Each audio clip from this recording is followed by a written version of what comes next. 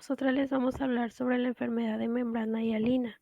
Los integrantes del equipo son Salma María de la Rosa, Nancy Maribel, Erika Janet y Cielo Sofía. El síndrome de dificultad respiratoria, que era anteriormente llamado como una enfermedad de las membranas hialinas, es un cuadro de dificultad respiratoria grave y progresiva que se produce fundamentalmente en recién nacidos prematuros. La enfermedad fue descubierta en 1948 por Jost y Policar, que demostraron que el líquido amniótico contribuía al desarrollo del pulmón fetal, pero fue en 1959 cuando Avery y Mead postularon que la enfermedad de la membrana hialina es producida por la deficiencia del factor pulmonar tensoactivo.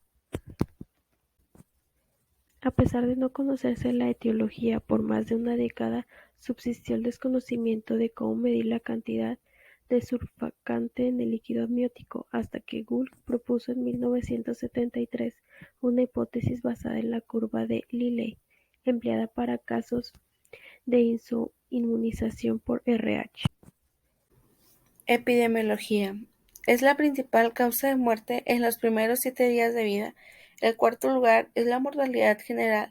También influye en su presentación la diabetes maternal, ausencia de corticoides, antetanales cesárea. La frecuencia es alrededor de 50 a 60% si el nacimiento es entre la semana 26 y la semana 28 de gestación. Epidemiología. Causa de la patología. La causa principal es el déficit del agente tensioactivo antes de las 37 semanas, 34 y 36 semanas, por lo cual aumenta el riesgo de dificultad respiratoria en los recién nacidos. Ruta metabólica. Los alvéolos tienen dos tipos de células, neumocitos tipo 1 y tipo 2. El surfactante será secretado por los neumocitos tipo 2, agente activo complejo de lípidos y proteínas que disminuye la tensión superficial, evitando que los alvéolos colapsen durante la expiración. El surfactante está compuesto de un 80% de fosfolípidos, 10% de proteínas que son las apoproteínas SPA y SPB. Tiene un rol en el metabolismo, dispersión y absorción del surfactante y defensa inmune. El otro 10% de lípidos, mayormente colesterol. Fisiopatología. Déficit transitorio del surfactante. Colapso alveolar altera relajación, ventilación por atelectasia. Pulmón más rígido, cianosis, acidosis mixta. Cortocircuito pulmonar, hipoxemia. Microatelectasias, edema, congestión vascular y lesión del epitelio respiratorio. Fisiopatología.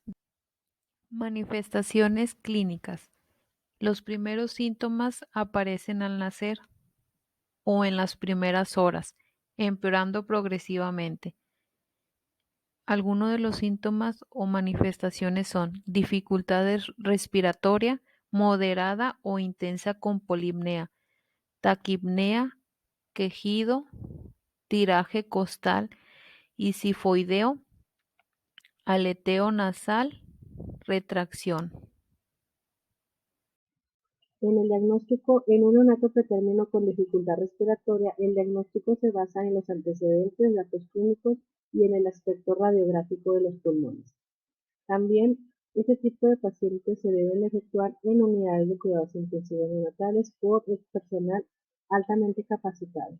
Los gases arteriales son un buen indicador de la gravedad de la enfermedad, presentando los cuadros más graves una acidosis mixta con hipoxemia y retención del CO2.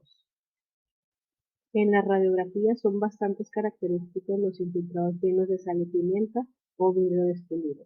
Aparecen antes de las 6 horas de vida. En el grado 1, en el broncograma aéreo está confinado dentro de la silueta con tonos nítidos difíciles de apreciar.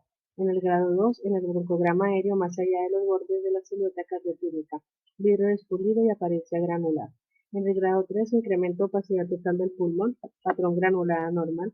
Grado 4, opacificación completo, la distinción entre la silueta cardiotípica, diafragma y parenquima. El tratamiento de membrana hialina requiere varios cuidados: la calor, porcuna radiante, hidratación En la nutrición necesita infusión de aminoácidos por sonda de gastro dentro de las primeras 6-12 horas de vida en recién nacido prematuro menor de 1250 gramos. Alimentación por sonda orogástrica si el recién nacido está estable. Nutrición parenteral precoz dentro del primer día en recién nacido menor de 1500 gramos. Antibióticos como ampicilina, gentamicina si existe algún riesgo de neumonía o sepsis. En el tratamiento también es muy importante el surfactante exógeno, ya que con esto produce una rápida mejoría de la oxigenación y de la función pulmonar, aumentando la capacidad funcional residual, lo que supone una disminución de las necesidades de oxígeno y del soporte ventilatorio. En el CPAP también puede aplicarse precozmente para evitar el colapso pulmonar, ya que favorece la síntesis del surfactante y puede modificar el curso de la enfermedad. También permite una extubación rápida después de la instalación traqueal de surfactante.